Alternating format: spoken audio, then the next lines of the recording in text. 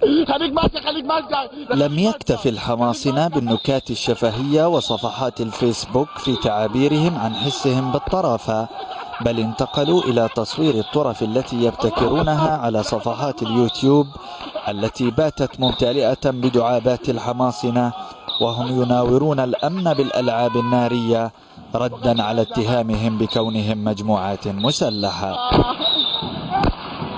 الحماصنة ردوا على من وصفوهم بالإرهابيين بتقديمهم نماذج لأسلحة مؤلفة من قاذفة كوسة ورشاش 500 بامياء وقنابل باذنجان.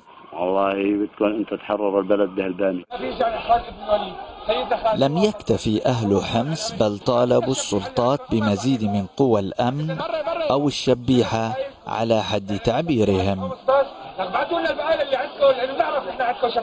الحماصنة أنشأوا صفحات ومجموعات طريفة على موقع التواصل الاجتماعي الفيسبوك مثل مغسل ومشحم حمص الدولي للدبابات، كتبوا فيها نكاتهم الجديدة بعد دخول دبابات الجيش مدينتهم. قيس أبو ربيع، العربية.